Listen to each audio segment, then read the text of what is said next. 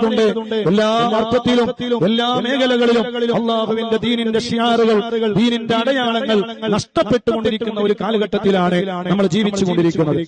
ഏറ്റവും പ്രധാനമായി കല്യാണ വീടുകളിൽ അതേ ഒരു കല്യാണത്തിന്റെ വീട്ടിൽ നമ്മൾ നടന്നുകൊണ്ടിരിക്കുന്ന വളരെ മോശകരമായ ഒരുപാട് അവസ്ഥകൾ. കർണാടകയിലെ ജനങ്ങള് അതിൽ നിന്ന് ഒരുപാട് വ്യത്യസ്തമാണെന്ന് എനിക്കറിയാം. പക്ഷേ എന്നാലും പറയാതിരിക്കാൻ കഴിയില്ല.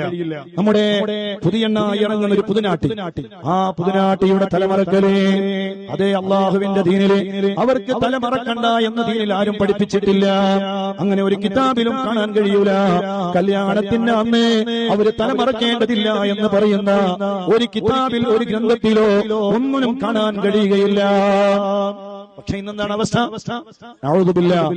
കല്യാണം എന്ന് പറഞ്ഞാൽ അവിടെയൊക്കെ അള്ളാഹുവിന്റെ ദീനിന്റെ എല്ലാ ഷിയാറുകളും അള്ളാഹുവിന്റെ ദീനിന്റെ എല്ലാ അതിർവരമ്പുകളും ലംഘിച്ചുകൊണ്ടിരിക്കുന്ന വേദനാജനകമായ കാഴ്ച നമ്മൾ കണ്ടുകൊണ്ടിരിക്കുകയാണ്. അതിനിപ്പടുത്ത് നമ്മുടെ മംഗലാപുരത്ത് കഴിഞ്ഞ 25-ാം തീയതി മംഗലാപുരത്ത് നടന്നൊരു കല്യാണ പരിപാടിയിൽ ഈ വിനീതൻ പങ്കെടുക്കാനുള്ള അവസരമുണ്ടായി.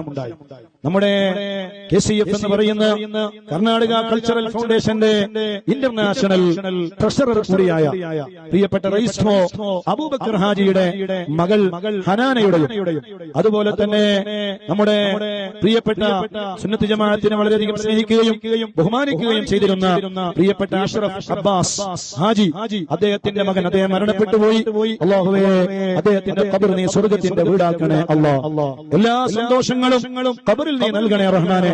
അവരുടെ മകനാണ് പ്രിയപ്പെട്ട ഹാഫിദ് ഹസൻ അഷീഖ് എന്ന് പറയുന്ന ആ പ്രിയപ്പെട്ട കൂട്ടുകാരനുമായുള്ള കല്യാണ വേദിയിൽ പങ്കെടുക്കാനുള്ള അവസരമുണ്ടായി. സ്വാഭാവികമായും അൽഹംദുലില്ലാഹ് എനിക്ക് അഭേദ്യമായ ബന്ധമുള്ള ആളാണ് റൈസ്മോ അബൂബക്കർ ഹാജി.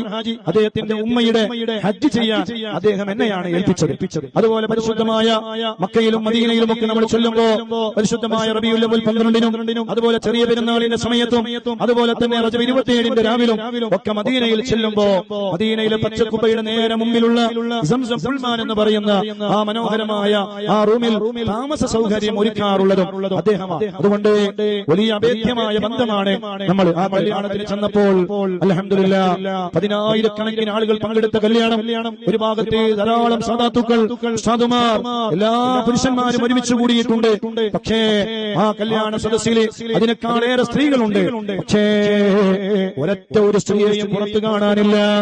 ആ കല്യാണ പരിപാടിയിൽ സ്ത്രീകൾ പങ്കെടുത്തുവോ എന്ന് പോലും സംശയമാകുന്ന രൂപത്തിലാണ്, എത്ര അച്ചടക്കത്തോടുകൂടെയാണ് ആ കല്യാണ പരിപാടികൾ സംഘടിപ്പിച്ചിട്ടുള്ളത്. അത് കണ്ടപ്പോ വലിയ സന്തോഷമായി. അങ്ങനെയായിരുന്നു എല്ലാ മുസ്ലിമീങ്ങളുടെയും കല്യാണ പരിപാടികൾ എന്ന് ആയിരുന്നെങ്കിലെന്ന് നമ്മൾ അറിയാതെ ആഗ്രഹിച്ചു പോയി. അള്ളാഹു അവരുടെ കുടുംബ ജീവിതത്തിൽ അള്ളാഹുവേ നീ വലിയ ബറക്കത്ത് നൽകണേ അല്ലാഹ്, വലിയ ഇസ്സത്ത് നീ നൽകണേ റഹ്മാനെ. നമ്മുടെയൊക്കെ മക്കളുടെ കല്യാണം നടക്കുമ്പോ അള്ളാഹുവിന്റെ ദീൻ നിഷ്കർഷിക്കുന്ന രൂപത്തിലുള്ള നല്ല അച്ചടക്കത്തോടുകൂടെയുള്ള നല്ല റാഹത്തോടുകൂടെയുള്ള കല്യാണ പരിപാടികൾ സംഘടിപ്പിക്കാൻ ഓ എന്റെ പ്രിയപ്പെട്ട രക്ഷിതാക്കളെ, ഓ സാമ്പത്തികമായി കഴിവുള്ളവരെ, നിങ്ങളെല്ലാവരും ശ്രമിക്കണമെന്ന് സാന്ദർഭികമായി എല്ലാവരോടും ഓർമ്മപ്പെടുത്തുകയാണ്. ദീന് പറയാനും ആ ദീൻ ഇവിടെ കൊണ്ടു നടക്കാനും ആ ദീന് ഹഖായ രൂപത്തിൽ മുന്നോട്ട് കൊണ്ടുപോകുവാനും നമ്മളല്ലാതെ വേറൊരാളുമില്ല എന്ന വലിയ ബോധം ഓ എന്റെ പ്രിയപ്പെട്ട മദനീ നഗറിലെ നല്ലവരായ മുത്തുമൂമിനീങ്ങളെ, മുത്തുമൂമിനാത്തുകളെ നമുക്കുണ്ടാകണേ. അല്ലാഹു നമ്മുടെ ഖൽബ് നന്നാക്കി തരട്ടെ.